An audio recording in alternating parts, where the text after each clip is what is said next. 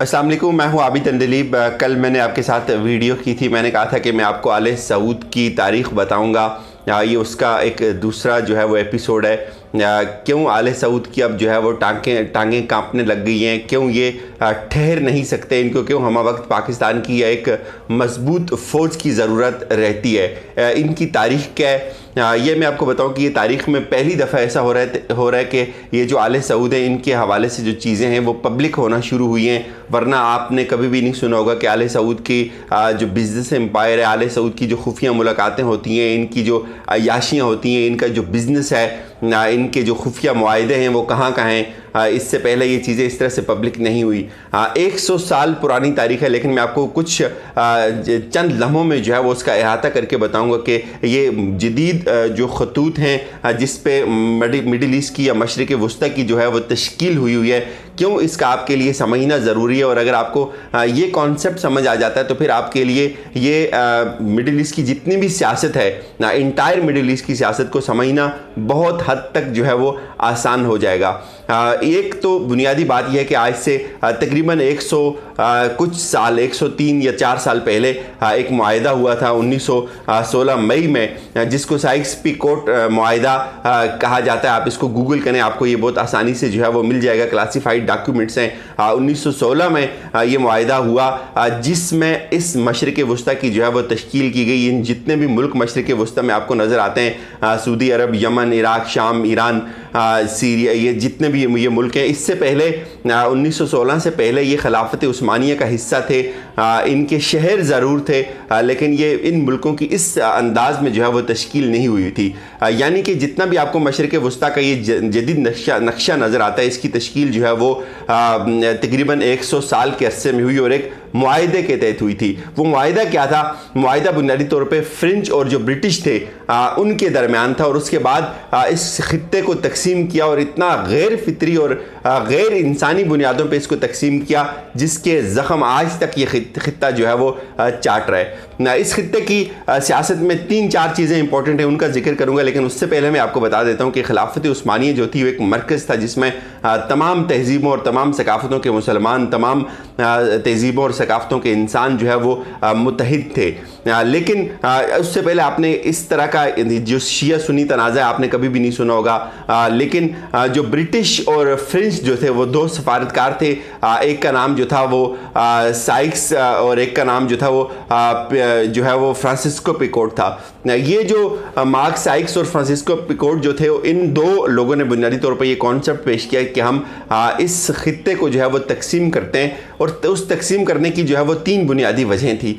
एक सबसे बड़ी वजह ये थी कि ये जो खित्ता है ये कुदरती वसाइल से जो है वो माला माल है। इसमें तेल और गैस के बेशुमार ज़ख़ीरे पड़े हुए हैं। वर्ल्ड का मेरे ख्याल में 40% तेल के जो रिज़र्व्स हैं और जो 60% गैस के रिज़र्व है वो इस मिडिल ईस्ट के इस छोटा सा जो ये खित्ता है इसमें मौजूद हैं। दूसरा, इसकी जो है वो जो जिग्राफ़ी अहमियत थी, जिग्राफियाई अहमियत के एतबार से अगर आप देखें तो इसके एक तरफ जो है वो यूरोप लगता है, एक तरफ इसके एशिया लगता है, एक तरफ अफ्रीका लगता है, और ये एक गेट वे है, एक इंतहाई मिसाली और एक गैर मामूली किस्म के जो है वो आप कह सकते हैं कि एक इकनॉमिक हब है, एक कॉरिडोर है जिसमें ये तमाम जो 2-3 बड़े आज़म हैं इनकी कनेक्टिविटी के लिए सबसे मौजूद तरीन जो है वो ये खित्ता है।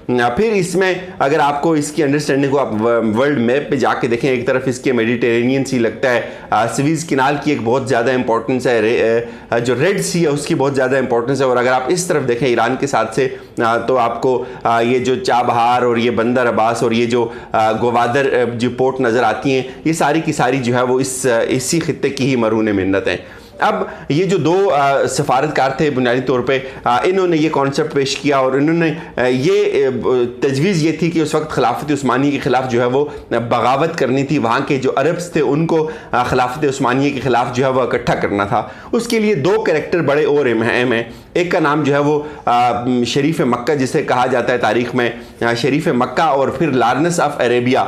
ये जो 2 लोग थे, इन लोगों का बड़ा ही इंपॉर्टेंट रोल था उस वक्त। शरीफ मक्का को ये कहा गया कि आप इस वक्त जो है वो तमाम अरब को मुत्तहिद करें, खिलाफत उस्मानिया को हिस्से बखरे करें और उसके बाद आपको एक इंडिपेंडेंट जो है वो दे दिया जाएगा और सारी की सारी हुकूमत जो है वो आपको दे दी जाएगी। और हुआ भी यही कि उसके फिर बेटों को बाद जगहों की, बाद मुल्कों की जो है वो हुकूमत दी गई, उसको उसकी क़यादत में ये सारी की सारी जो है वो इस तहरीक को शुरू किया गया और उसके बेटों को हुकूमत भी मिली। अब ये जो जितना भी मशरक़ वस्ता की जो जदीद तश्कील है, ये उस 100 साला मुआहदे जो 100 साल के लिए हुआ, ब्रिटिश और जो फ्रेंच थे उनके दरमियान ये मुआहदा हुआ। एक हिस्से का कंट्रोल जो है वो फ्रेंच ने करना था, एक हिस्से का कंट्रोल ब्रिटिश ने करना था।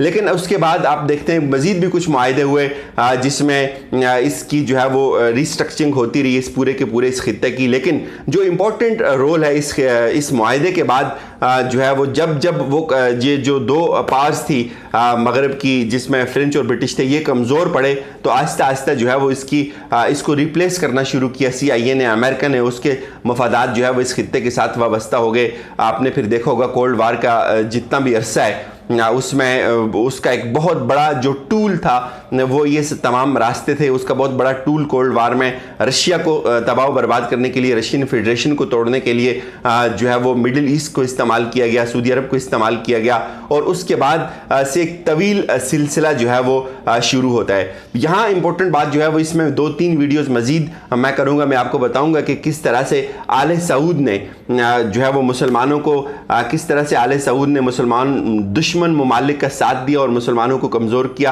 किस तरह से उन्होंने तफरका फैलाया, किस तरह से उन्होंने, मैंने आपको कल कहा था कि उन्होंने एक आलाकार की हैसियत से काम किया और उसके फ़वाइद किन मुल्कों को हुए और उसके नुकसानात किन ममालिक को हुए।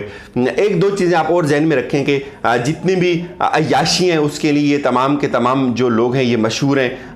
महंगी महंगी पेंटिंग्स ख़रीदने के हवाले से, महंगे महंगे जजीरे और महंगे महंगे बहरी बेड़े ख़रीदने के हवाले से, 5-5 4-4 शादियाँ करने के हवाले से और तायुशात में अनगिनत पैसा और अनगिनत वसाइल झोंकने के एतबार से ये लोग अपना सानी नहीं रखते। अब इनकी टांगें इसलिए कांपना शुरू हो गई हैं कि जाहिर है इनके पास अपने दिफा के लिए कोई ट्रेंड आर्मी नहीं है। इन्होंने हमेशा मगरब को खुश किया, हमेशा उनकी जो है वो कदम बोसी की। आप देखें इनका मोदी के साथ, आप इनको ट्रंप के साथ देखें, अरबों रुपए जो है वो ये उनको सौंप रहे हैं। लेकिन उसके इनके सामने, इनके पड़ोस में जो है वो दीगर मुसलमान ममालिक किस तबाही और किस बदहाली का शिकार हैं।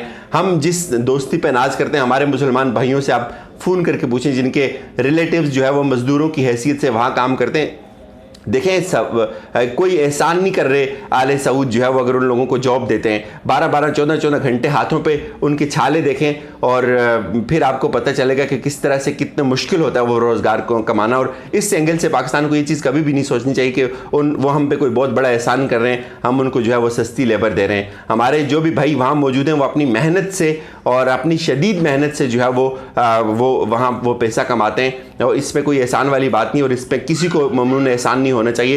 ये पूरी दुनिया में यही होता है। और फिर जो इम्पोर्टेंट बात है वो ये है कि अब जो ये सऊदी अरब है के जो हुक्मरान आले सऊद है, इनको सिर्फ और सिर्फ इनको किसी निज़ाम की ज़रूरत नहीं है, इनको सिर्फ और सिर्फ अपनी बादशाहत की प्रोटेक्शन की ज़रूरत है। उसके लिए मैंने आपको कहा था कि ये अपने ज़ाती ताल्लुकात बनाते हैं, उसके लिए किसी हद तक भी जा सकते हैं। इनके लिए कोई एथिक्स मैटर नहीं करती, कोई मज़हब मैटर नहीं करता, कोई किरदार मैटर नहीं करता। अगर ऐसे ही ये जेन्युइन लोग होते तो इन्होंने अपने मुल्क को कोई सिस्टम दिया होता, इन्होंने अपने मुल्क को कोई शऊर दिया होता, इन्होंने अपने मुल्क को कोई पॉलिसीज़ दी होती। आपको ये चीज़ें नज़र नहीं आएंगी, आपको इनका कोई कौमी तशख़्ख़ुस नज़र नहीं आएगा। बहुत आसानी से कुछ उलमा को हायर करके रखा हुआ है, कुछ मीडिया आउटलेट्स को हायर करके रखा हुआ है, उनको पैसा दिया जाता है, उनको प्रोटोकॉल दिया जाता है और अपनी एक हाइप क्रिएट की जाती है जी कि आज फ़लाँ आ गया और आज फ़लाँ आ गया। सिर्फ़ और सिर्फ एक जो हमारी मजहबी वहाँ जगह मौजूद हैं उनका आप कह सकते हैं कि उनकी आड़ में अपने आप की सेल्फ प्रोजेक्शन की जाती है। और इस जो दूसरा इसके साथ मैं मुंसलिक व्लॉग करूँगा उसमें मैं आपको बताऊँगा कि कब कब जो है वो इन्होंने मुसलमानों का साथ नहीं दिया, कब कब इनकी वजह से तबाहियाँ आई, मुसलमानों पे अफ्तार टूटी, बिजलियाँ गिरी और उसके बाद अब पाकिस्तान के पास क्या ऑप्शंस हैं और उनके पास क्या ऑप्शंस हैं। मुझे इजाज़त दीजिए, अपने फीडबैक का जो है वो ज़रूर इजहार कीजिएगा, आपके फीडबैक का इंतज़ार रहेगा। खुदा हाफिज़।